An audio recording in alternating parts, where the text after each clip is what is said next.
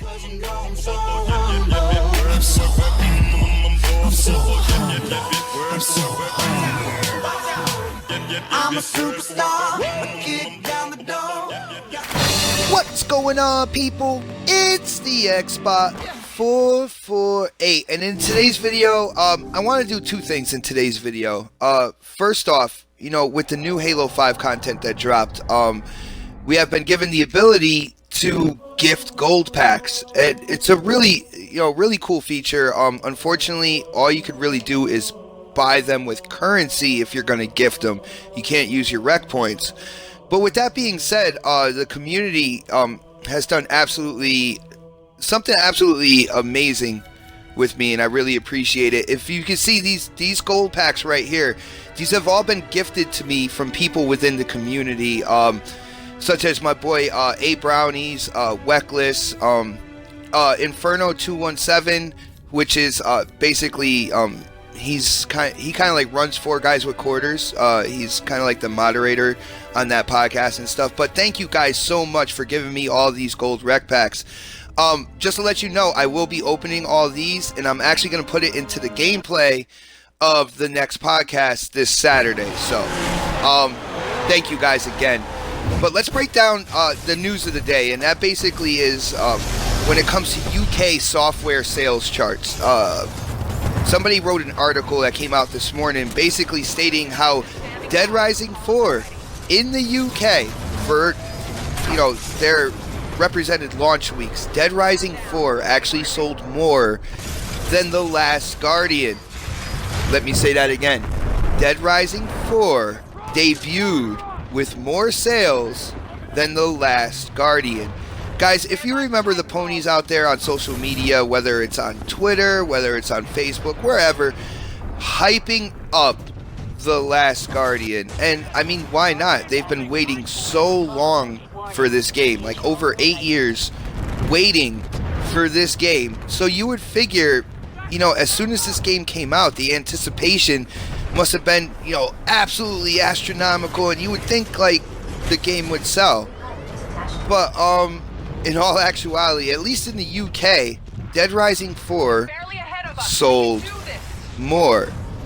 Not for anything, like I've been criticizing The Last Guardian ever since they said, well, it's still in development, it's coming out for the PlayStation 4 or whatnot. Any kind of gameplay they showed from it, because to me, and I'm gonna take this as fact, it's actually common sense in my opinion, this is a PlayStation 3 port to a PS4. They didn't go back and start again from the ground up when making this game for the PS4. Not only that, within all those years of quote-unquote development, I don't think they were developing the game. I think they shelved it, alright?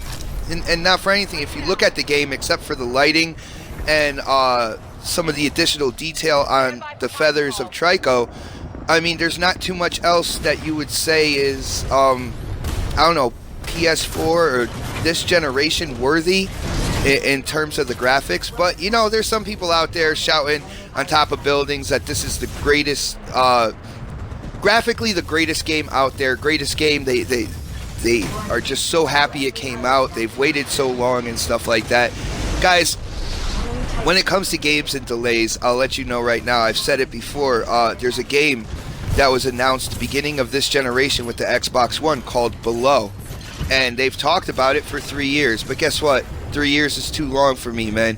You can't talk about it and then just like all of a sudden it disappears. There's nothing being said about it. For like 3 years, they kind of dangle that carrot in front of you, and I'm not even interested in the game anymore.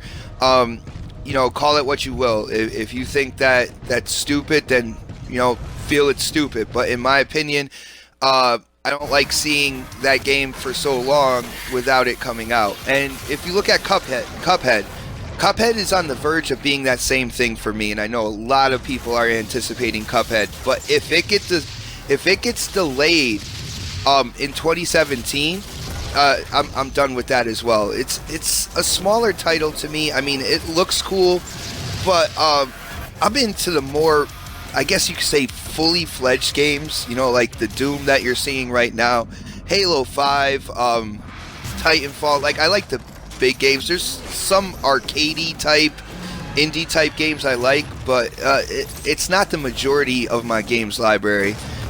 But yo, let me say it again. This is absolutely insane. DR4 has outsold The Last Guardian with comparative launch weeks. Like the launch of each game, DR4 sold more in the UK, and I'm just wondering how the Sony guys feel about it now. Are you guys going to use the excuse that DR4 has more of a Christmas theme to it and it's around Christmas time? But I've said this time and time again, and these ponies try to argue with me, but you guys really don't buy your exclusives. I mean, even the ones that have sold, like you look at the Uncharted 4, I believe Bloodborne sold well, but even with Uncharted 4, if you sold 5 million, if they sold 5 million copies and there's supposedly 50 million consoles out there, it's good for that high name exclusive to only go to 10% of the user base of the PlayStation 4. That's okay. That's a success. I don't know, guys. As usual, hit up the comment section. Let me know what you think about this. I was surprised when I woke up this morning and I saw this article because so many people were hyping up The Last Guardian. I mean, inevitably it came out with frame rate issues and stuff like that, and that's another thing that these ponies don't necessarily want to talk about. But let me know what you think about this with DR4 in the UK outselling The Last Guardian, and are you curious to see about the numbers worldwide? I kind of am. I'm going to go in and see about that, in the near future as well. But as usual, if you like the gameplay, you like the content, you like the topic, definitely hit that thumbs up button for me. If you haven't subscribed yet, definitely subscribe. But as for now, this is the Xbot 448. And I am definitely signing off. Demonic presence eliminated. Lockdown disengaged.